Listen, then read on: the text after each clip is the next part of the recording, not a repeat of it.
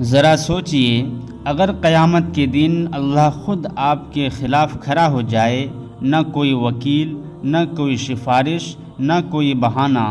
نبی کریم صلی اللہ علیہ وسلم فرماتے ہیں، 3 لوگ ایسے ہیں جن سے اللہ قیامت کے دن خود جھگڑا کرے گا۔ کون ہے وہ لوگ؟ آئیے سنتے ہیں۔ میرے محترم بھائیوں اور پیاری بہنوں، قیامت کا دن بہت سخت دن ہوگا۔ ہر انسان صرف ایک ہی فکر میں ہوگا، میری نجات کیسے ہو۔ لیکن افسوس، کچھ لوگ ایسے ہوں گے جن کے لیے وہ دن اور بھی زیادہ خوفناک ہوگا، کیونکہ اللہ تعالیٰ خود ان کا مخالف ہوگا۔ نبی کریم صلی اللہ علیہ وسلم نے ایک حدیث میں فرمایا، اللہ تعالیٰ فرمائے گا، قیامت کے دن میں 3 اشخاص کے خلاف خود جھگڑا کروں گا۔ آئیے ایک ایک کر کے ان 3 اشخاص کو سمجھتے ہیں۔ پہلا شخص جو اللہ کے نام پر وعدہ کر کے توڑ دے۔ آج یہ گناہ بہت عام ہے۔ اللہ کی قسم میں سچ کہہ رہا ہوں، قسم کھا کر کہتا ہوں، دھوکہ نہیں دوں گا۔ اللہ کو حاضر ناظر مان کر وعدہ کرتا ہوں، مگر جیسے ہی فائدہ نظر آیا وعدہ توڑ دیا، جھوٹ بول دیا، دھوکہ دے دیا۔ قرآن کہتا ہے، جب اللہ سے وعدہ کرو تو اسے پورا کرو۔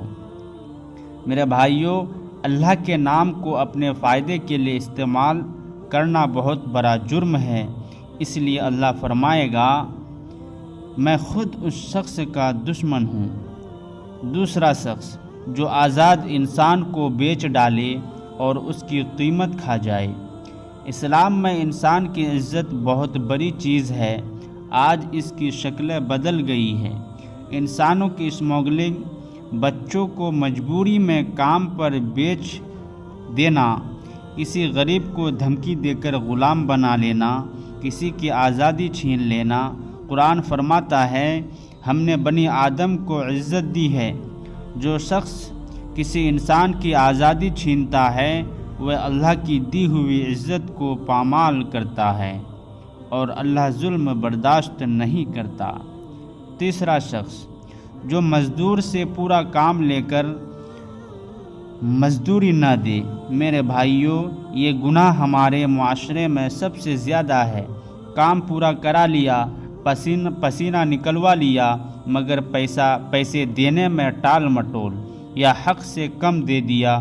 نبی کریم صلی اللہ علیہ وسلم نے فرمایا، مزدور کی مزدوری اس کا پسینہ خشک ہونے سے پہلے دے دو۔